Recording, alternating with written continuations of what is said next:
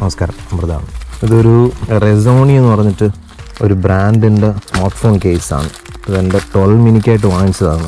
അത്യാവശ്യം നല്ല സോളിഡ് ബിൽട്ടാണ് എന്നൊക്കെയാണ് ഇതിൻ്റെ അഡ്വർടൈസ്മെൻറ്റ് ക്യാമ്പയിനിൽ കണ്ടത്. Rezoni.com എന്ന് പറഞ്ഞിട്ട് അവരുടെ വെബ്സൈറ്റിൽ പോയി കഴിഞ്ഞാൽ ഇതിൻ്റെ ഡീറ്റെയിൽസ് എല്ലാം അറിയാം. അപ്പോൾ ഞാനിത് ഡയറക്റ്റ് വെബ്സൈറ്റിൽ നിന്നാണ് വാങ്ങിച്ചത്. അപ്പോൾ ഞാൻ പൊതുവേ സ്മാർട്ട് ഫോൺ കേസ് യൂസ് ചെയ്തിട്ട് ഞാൻ റിവ്യൂ ചെയ്തതും വർത്തായിട്ട് തോന്നിയിട്ടുള്ളത് സ്പിഗറിൻ്റെ കേസസ് ആണ്. അപ്പോൾ ഈ സ്പിഗറിൻ്റെ കേസ് എടുത്താലും ട്രാൻസ്പാരൻ്റ് ആയിട്ടുള്ള കേസ് ആണെന്നുണ്ടെങ്കിൽ നന്നായിട്ട് യെല്ലോയിങ് ഉണ്ടാവുന്നുണ്ടായിരുന്നു. അപ്പോൾ ഈ ഒരു സാധനത്തിൽ ഒരിക്കലും യെല്ലോയിങ് ഉണ്ടാകത്തില്ല. ഇത് UV റേ പ്രൊട്ടക്റ്റഡ് ആണെന്നൊക്കെയാണ് ഇവർ അവകാശപ്പെടുന്നത്.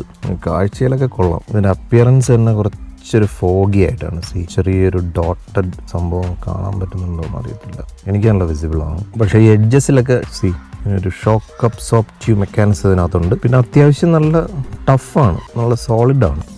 ഈ കളറിൻ്റെ കാര്യം ഇനി കുറച്ചാൾ യൂസ് ചെയ്താലേ അറിയാൻ പറ്റത്തുള്ളൂ. പക്ഷെ ഇവിടെ അത്ര റേസ്ഡ് അല്ല, അതൊരു കൺസേൺ ആണ് എനിക്ക്.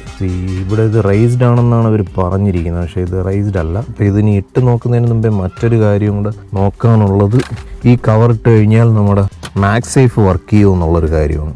വർക്ക് ചെയ്യും എന്നാണ് പറയുന്നത്. എന്തായാലും ഒന്ന് ചെക്ക് ചെയ്ത് നോക്കാം. ടഫാണ്.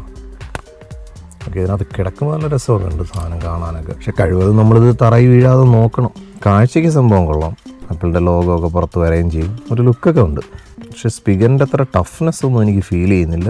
ടക്ടൈൽ ബട്ടൺസ് ഒക്കെ നല്ല വർക്ക് ആവുന്നുണ്ട്. നമുക്കതൊന്ന് ചാർജ് ചെയ്ത് നോക്കാം. സോ ഇപ്പോൾ ചാർജിങ് ആ ഒരു സ്ട്രെങ്ത് കിട്ടുന്നില്ല. ചാർജ് ആവുന്നുണ്ട്. ചരിച്ചായത് വന്ന് വീഴും, പിടിച്ചിരിക്കുന്നില്ല. ഇതിപ്പോൾ ഇതിൽ അത്യാവശ്യം നല്ല മാഗ്നറ്റ് ആയതുകൊണ്ടാണ്. അപ്പോൾ അതാണ് പ്രശ്നം. ഇത് നമുക്ക് എവിടെയെങ്കിലും വെച്ച് ഇങ്ങനെ സ്റ്റാൻഡ് വെച്ചിട്ട് ചാർജ് ചെയ്യാൻ വെക്കാമെന്നുള്ളതേ ഉള്ളൂ. എന്നാലും സ്ട്രൈറ്റ് ചരിച്ച് വെച്ചാൽ ഇരിക്കുന്നില്ല. കുഴപ്പമില്ല, ഇങ്ങനെ ചരിച്ച് വെച്ച് വയ്ക്കാം. പക്ഷേ എനിക്ക് ഇതിനകത്തുള്ള കൺസേൺ ഇതിൻ്റെ ബാക്കിൽ ലെൻസിൻ്റെ കാര്യത്തിലാണ്. ഇപ്പോൾ ഒറിജിനൽ കവറിൽ വരുമ്പോഴത്തേക്ക് ഇവിടെ കുറച്ച് റൈസ്ഡ് ആണ്. ക്യാമറയ്ക്കൊരു പ്രൊട്ടക്ഷൻ വരുന്നുണ്ട്. അപ്പോൾ ഇതിങ്ങനെ കുറച്ച് നാളായപ്പോഴത്തേക്ക് ഒരു പരുവമായി. എങ്കിലും ഇത് കുഴപ്പമൊന്നുമില്ല, ഇത് യൂസ് ചെയ്യാവുന്നതേ ഉള്ളൂ. അത്യാവശ്യം നല്ല കോസ്റ്റ് ഉള്ളതാണ്. 4000 അടുപ്പിച്ച് വിലയുണ്ട് ഇതിന്. ഞാനൊരു ഓഫറിൽ വാങ്ങിച്ചതാണ്. അപ്പോൾ അതുമായിട്ട് ഇതിനെ കമ്പയറേ ചെയ്യാൻ പറ്റത്തില്ല. ക്വാളിറ്റി വലിയ കുഴപ്പമൊന്നുമില്ല. ഈ കവറിൽ പിന്നെ യെല്ലോയിങ് സംഭവിക്കത്തില്ലെന്നാണ് അവർ പറയുന്നത്.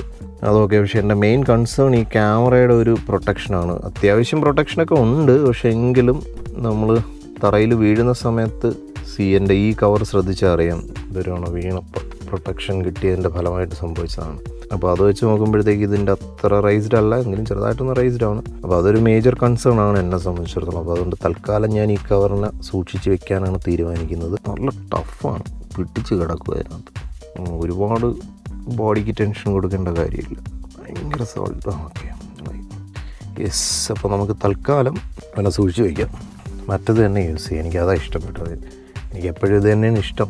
അപ്പോൾ Rezoni ഇതൊരു ഇന്ത്യൻ പ്രോഡക്റ്റ് ആയിരിക്കും എന്നാണ് എനിക്ക് മനസ്സിലാക്കാൻ കഴിയുന്നത്. അപ്പോൾ for the price it's okay, it's worth എന്ന് പറയാം. പൊതുവേ ഈ ഓൺലൈനിൽ പ്രത്യേകിച്ച് സോഷ്യൽ മീഡിയയിലൂടെയൊക്കെ മാർക്കറ്റ് ചെയ്യുന്ന പ്രോഡക്ട്സിൻ്റെ വില ഭയങ്കര ഒരു വില ഇട്ടിട്ട് കുറയ്ക്കുന്ന ഒരു സംഭവമുണ്ട്. അപ്പോൾ നമ്മളൊരു 70% ഡിസ്കൗണ്ട് എന്നൊക്കെ കേൾക്കുമ്പോൾ നമ്മൾ ചാടി വീണങ്ങ് വാങ്ങിക്കും. എത്രത്തോളം ഡിസ്കൗണ്ടഡ് പ്രൈസിലാണ് തരുന്നോ ആ പ്രൈസിന് വർത്തായിരിക്കും എന്നുള്ളതേ ഉള്ളൂ. പക്ഷേ അതിനപ്പുറത്തോട്ട് ഇതിൽ വേറെ ഒരു സംഭവം ഉണ്ടാകത്തില്ല.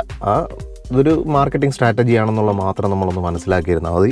അതുപോലെ പണി കിട്ടാൻ സാധ്യതയുള്ള മറ്റൊരു മേഖലയാണ് നമ്മൾ ഈ ഐവെയർസിൻ്റെ പരസ്യം വരുന്നത്. ഇതൊരു നേച്ചർ ടിപ്സ് എന്തോന്ന് പറഞ്ഞൊരു ഐവെയറിൻ്റെ പരസ്യം കണ്ടപ്പോഴേ എനിക്ക് തോന്നി ഇത് പണിയാണെന്നുള്ളത് എനിക്ക് തോന്നിയിരുന്നു. പക്ഷേ എങ്കിലും എത്രത്തോളം പണിയുണ്ട് എന്നുള്ള മനസ്സിലാക്കിയിട്ട് അതിനൊരു അവയർനെസ്സും കൂടെ ഉള്ള രീതിയിലൊരു കണ്ടൻറ്റ് ചെയ്യാമെന്ന് വെച്ചിട്ടാണ് ഞാനിത് വാങ്ങിച്ചത്. ഇത് എനിക്ക് 600 രൂപയായി. ഇത് ഏതാണ്ട് 60 or 70% ഡിസ്കൗണ്ടിൽ കിട്ടിയ സാധനമാണ്. ഇത് എനിക്ക് തോന്നുന്നൊരു 100 രൂപ പോലും വില വരത്തില്ല നമ്മൾ കടയിൽ നിന്ന് വാങ്ങിച്ചാൽ. പക്ഷേ ഇതിൽ പവർ ഗ്ലാസ് ആണ്, 1 പവറാണത്. ഇതിൻ്റെ ആക്ച്വൽ കോസ്റ്റ് വന്നിട്ട് 2000 സംതിങ് എങ്ങാണ്ടാണ്. അപ്പോൾ അങ്ങനെയൊക്കെയാണ് ഇതിനകത്തുള്ള ഉടായ്പ വരുന്നത്. അപ്പോൾ അതിൻ്റെ ഡീറ്റെയിൽഡ് ആയിട്ടുള്ളൊരു വീഡിയോ ആയിട്ട് നമുക്ക് വീണ്ടും കാണാം. Thank you for watching and thank you for supporting me.